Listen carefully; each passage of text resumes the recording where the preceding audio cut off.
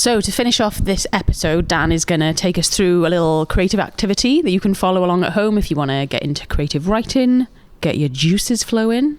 So Dan, what are we going to do? If you want to try this, then choose one of your favourite fairy tales. Make it a simple one, not one of the overcomplicated ones, and make a list of the characters. So here we had 3 little pigs and a wolf. Then think of a genre. Now that could be thriller, drama, horror, comedy, and that will help with the setting. Produce the setting. We chose a caravan park for ours. And then start populating it. You start putting your characters in the right place and write a little paragraph describing what the place looks like, what the people are like, give them names, make them real, and a brief outline of what is going to happen in that episode or story. It's as simple as that. Well, one of the most famous forms of writing is something that most people know, are fairy tales. And it's good if you're going to start writing to get something that is well known. That gives you more opportunity then to sort of like put your own mark on it. And this happens with a lot of professional writers, sort of will take a well-known tale and turn it on its head. Now we're going to do an exercise that we'll start with that. We're going to start with something relatively simple, like the 3 little pigs. So, yeah, the 3 little pigs. First thing you're going to have to do is write down the characters. Okay? So write down the characters. So who are the characters in the 3 little pigs? The pigs. There are, indeed. How many are there? 3. 3 little pigs. Now, you're going to have to delve a little bit deeper than that. You're going to actually have to give me their names. Are they family or are they just friends? I mean, you sort of give them a little bit more of a background now. You start to look deeper into that pig's life. I think the pigs are women. The pigs are women. The pigs are women. Why I just not? decided. It's never been established. The sex has never been involved in this. But there we are. So this is great. So there's these 3 pigs. Now, these pigs, sometimes it's good to actually start with a genre, a type of thing. If you're into your thrillers, or if you're into your sort of like soap operas, or you can write it in the style of that. So that will sometimes inform your characters. It'll make you think about your characters. So what are we going to set this up as? Are we going to set it as horror, thriller, comedy, or is this going to be some sort of, Well, based on the 2 names that I just wrote down, I haven't thought of a third one yet, but I wrote down Sheila and Eileen. Sheila and Eileen. And I'm trying to think what the third one's called. What's the third one called? So, okay, is this some 80s Australian soap? I think it is, yeah. Okay, Sheila and Eileen. What's a third name that goes with them? Doris, there we are. Doris. Okay, I'm already thinking of them talking Australian in an Australian accent. They sort of sit around in the house. Am I going too far ahead? No, imagining absolutely. This is the whole point. You are picturing it. Now, they're living together here, or are they living next to each other? I mean, because they're living together. This is brilliant, because they've combined. It's already more modern, because back in the day, they would create their own houses. But nowadays, They live together because it's expensive. Mm-hmm. It's expensive. It's modernised already. So you've got that. They have got... what sort of house have they got? I'm trying to remember the 3 little pigs now. Well, in the actual 3 little pigs, they start with straw, they work to wood, and then they get brickwork at the end. Maybe they in a caravan. A caravan. I mean, that's it. They're not the richest pigs. They're not and it must be hard, all of them living in the same caravan. I mean, they're these faded, glamour pigs. They're kind of a little bit past their prime. They sort of, maybe they relied on their looks when they were younger, without actually, and now they're kind of regretting, maybe not. And they look down on the younger pigs, just kind of like. Yeah, what do they know as they drink their bottles of I don't know, Malibu. Oh, they drink cocktails in the day as well. Yeah, absolutely. Cocktails with vodka instead of vodka. Yeah. I feel personally attacked by that, Dan. I used to drink vodka in uni. Well, that's very different to being... And then you realise that it wasn't real vodka. Exactly. So you've already got this picture. Now, there's another character that we're looking at now. And we've got them settled down. They're drinking. And that would probably be their life for a while, wouldn't it? But they need something now to change them. And I reckon that this is a time to introduce the 4th character, the wolf. Yes. Okay, he's like the eligible bachelor who's not really that eligible, but he's kind of like, he's there. So they all kind of fight over him. So he's got a little cravat on the go. A little cravat. He's bit of a handsome rogue kind of thing. Yeah. But he's like, I was going to say a silver fox, but he's a silver wolf fox. Wolf. There we got are. Little bits of silver in his. Oh, in his yeah. fur. That's it. And he's got that sort of smile that makes people melt. Yeah. Exactly. So this is already turning. You've built up their relationship marvelously here. I mean, there's these three women. They're getting on. They're not necessarily happy with their life, but they're not going to change it. There's nothing going to change. And then this man comes along, moves into town, gets the caravan next door or something. Yeah, and I think he's sort of like playing them off against each other. Yeah, playing. I've definitely gone for full-on 80s like. Yeah, this is definitely this is it. So this is what you start doing. You start making these notes, and you start making you building up the story as it goes along. So. What is his end game, though? What's his end game? What's he want? He's playing them off each other, but what's he intend to get from them? He basically just wants to have them all admire him, so he gets to have all of their interests.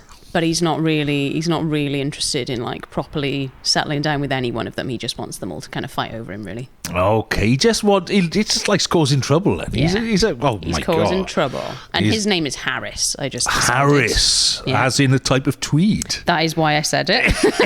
Excellent, Harris. Okay, so Harris is there, and he's now. In the sort of traditional story, those are the characters, and that's it. But you see. You now have the opportunity to turn this on its head a bit. Maybe you could introduce another character. So these women are arguing over him now. They're starting to they're starting to sort of like they're doing more makeup on. They're getting dressed. They're not just lying around in what you call it, sportswear. Fighting over the prime chair outside the caravan to sort of sit there exactly. Like, they're just literally they're tarting themselves up, making sure they look good at all times, and despite the fact that they're just living out of a caravan. Exactly. There's not that much space for all belittling the each other in front of him just to make each other look better. So but he's after he just wants this trouble. He's causing this trouble. But maybe he wants something else. Maybe think about other things, something a bit deeper than just that. Maybe there's something that they don't know that he does. A bit of information that he knows, maybe about where they live. They're actually all in line to like inherit something that they don't know about. That's brilliant. You see, that's brilliant. And this is what you do. The daddy Duke pig, they're sisters. And their daddy Duke pig, they thought he was bankrupt when he died, but actually he'd like stowed some money away somewhere. That's great. Or maybe they have, a daddy Duke or a relative they didn't know existed, but he did, because he's been he's always on the sniff for this sort of thing, and it's not the first time he's done it. He's been to. He's like a serial like. They're not. I was going to say he looks for all the widows. I don't think they're widows though. They're not widows, but he looks. He looks at the deaths and stuff. He looks at the death announcements and of all the people, and he finds out any living relatives. I mean, when you see him when he's sat in his little deck chair and he's like reading the paper, and they're like, "Oh, he's so sophisticated." Look at him, and he's actually just looking at the obituaries, like. Yeah, literally, exactly. And he's building up this, and so he's basically gonna fight over all of these women, and he's trying to sort of like, all of these women are fighting over him, and he's just trying to get in with them all so he can get this money which they don't even know exists. Doesn't even matter what really happens with the relationship with any of them, just because he's trying to get the money.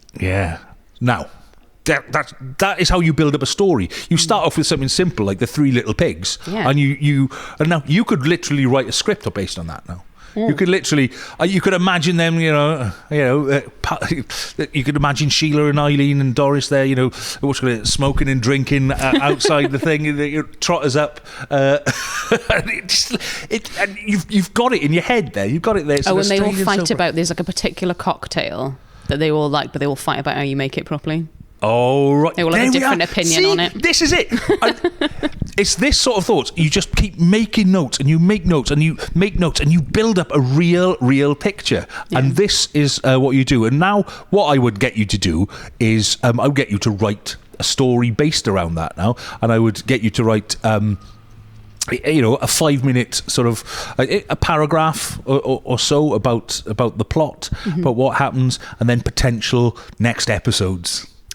Oh, I mean, I'm definitely going to be dreaming it tonight. Just being like, what's going to happen And to that's- Sheila and Eileen and Doris? That's what writing is. It's literally taking ideas that, if you think about it, every story has been told. It just needs to be retold in a different way. Every story has been told, but you just keep retelling. We learn and retell and reinvent things, and this is a way of doing it. You get something that everyone's heard, the Three Little Pigs. And you could even, like, at this stage, I'm thinking about from like a music point of view, you could even at this stage just take out the fact that they're pigs and a wolf. Yeah. And it's just a completely different story that just came from that as the germ of the idea. Exactly. Although you it's take funnier, that. funnier if they're pigs. No, I mean, they don't have to be pigs. The thing is, you look at them and you're just like, people could look at those three pigs. There's people could comment about them. They're just like, and they comment on him being a wolf just because he's like he's predatory. Yeah. And the thing is, that's all that Three Little Pigs and Little Red Riding Hood, the wolf and stuff. These were the metaphors. They're metaphors. The wolf wasn't a wolf. He was a dirty man. Yeah. He was a dirty man. He's definitely a dirty Harris, you dirty man. Exactly. He's a dirty man. And if you look at the origins of all these fairy tales, they were warnings. Yeah. And this is exactly that, but it's also entertainment to watch at after the news at 1:30, and then again at 5:30 every day in the 80s. Well, if I ever make a sketch show, which is a thing that I did think one day, I was just like, oh, I'd love to have a sketch show. Imagine that. This will be one of the recurring sketches. Absolutely. You can picture it. So well done. You have now created your own soap opera. Okay, here's the ultimate test, though. Is what's the soap opera called? My first thought was bacon. Bacon. Just bacon. Just bacon. There we are. Because you bringing home the bacon. Bringing That's money. home the bacon. There you go. Well, which is literally what he's trying to do. Yeah, exactly. He's trying to do. I'm going to be thinking about this for ages now, Dan. And then you're going to think about it, and you go, "Well, if this gets repeated for another, another season, what's going? Oh, we're going to have to actually find some good in him then, because often characters change, and then you go, right, well, maybe he's only doing it because he's got a sick child, and he's literally trying his best. He's going about it the wrong way, and then literally, and you just keep going, and you keep going, and you can milk it for as long as you want. Beautiful. It's going to happen. Bringing home the bacon. Coming to a TV near you. Thanks very much for joining us, Dan Mitchell. I like you very much. Like you too. Join us next week when I will be talking to the fabulous visual artist Gigi Jones.